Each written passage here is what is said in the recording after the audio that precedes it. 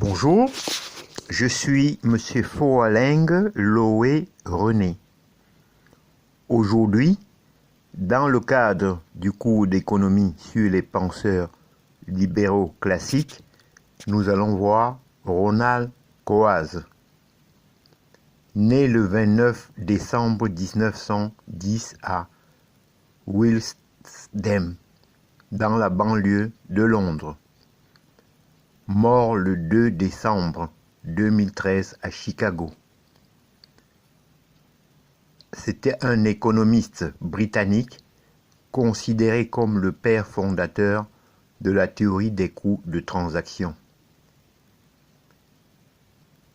sous-branche de la nouvelle économique institutionnelle, et lauréat du prix de la Banque de Suède en 1991. Il fait partie des économistes qui ont fait naître l'économie, des institutions et des théories de l'analyse économique du droit, se référant souvent à ses écrits sur la création de ces courants. Ronald Coase, on va dire, à quoi servent les entreprises? Peu de gens savent qui était Ronald Coase, et pourtant, malgré qu'il ait publié un petit nombre d'articles scientifiques comparativement à ses collègues, il est probablement l'économiste qui a eu le plus d'influence sur la profession. Pourquoi cet économiste a-t-il été si influent? Parce qu'il est le premier à avoir réussi à expliquer de manière satisfaisante comment les entreprises fonctionnent. Généralement, les économistes croyaient que les entreprises étaient des petites boîtes noires dans lesquelles des ressources entraient et desquelles des produits ressortaient. On comprenait difficilement pourquoi une entreprise décidait d'adopter une méthode de production plutôt qu'une autre. Par exemple, pourquoi embaucher les services d'une firme de comptable au lieu d'embaucher son propre comptable? Pendant plusieurs années, alors qu'il était étudiant à London School of Economics, Coase a peaufiné sa réponse. Au cours des années 1930, il a longtemps trimé sur ces sujets avant d'en venir à publier la réponse en 1937 dans son article The Nature of the Firm. Ce sont les coûts de transaction. On va voir maintenant le coût de faire des affaires. Les coûts de transaction représentent les coûts encourus pour chaque type d'échange. On parle ici des coûts qu'entraîne la négociation des contrats et des modalités associées à la supervision des dits contrats. Une firme peut ainsi préférer embaucher son propre comptable au lieu d'essayer de dépenser du temps et des ressources afin de solliciter des soumissionnaires, de découvrir le meilleur prix possible et d'évaluer la qualité du travail au quotidien. Si elle prend cette décision, c'est en raison des coûts de transaction. De plus, les coûts de transaction affectent non seulement la structure des entreprises, mais aussi leur taille.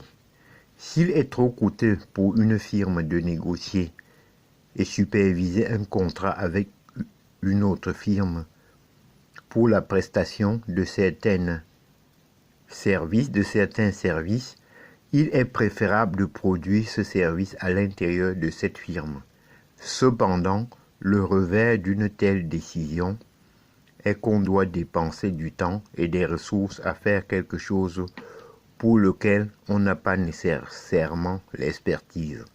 Par exemple, un peintre qui est travailleur autonome et qui fait sa propre comptabilité doit réallouer du temps et des ressources vers l'activité de tenue de livres. Pendant qu'il fait cela, il n'est pas en train de peindre. La tâche dans laquelle il se spécialise et il excelle. Par conséquent, cet entrepreneur produit moins et on dit que la taille de sa firme est plus petite qu'elle pourrait l'être. Si tout cela peut sembler évident aujourd'hui, il s'agissait d'une conclusion révolutionnaire. À l'époque, les entreprises choisissent la manière de produire en fonction des coûts de transaction. Alors, qu'est-ce qui influence les coûts de transaction? Lorsqu'il a remporté le prix Nobel en 1991, Coase a affirmé que ce sont les lois et les institutions d'une nation qui déterminent ses coûts. Plus précisément, il a parlé de l'importance de bien définir les droits de propriété. Si la propriété est incertaine ou que le gouvernement peut punir une firme en aidant son principal rival, les coûts de transaction augmentent. Un État qui taxe une certaine activité hausse les coûts de transaction associés à cette activité et incite les gens à changer leur comportement ou à réduire la taille de leurs entreprises. Les travaux de Coase ont engendré une révolution parmi les économistes.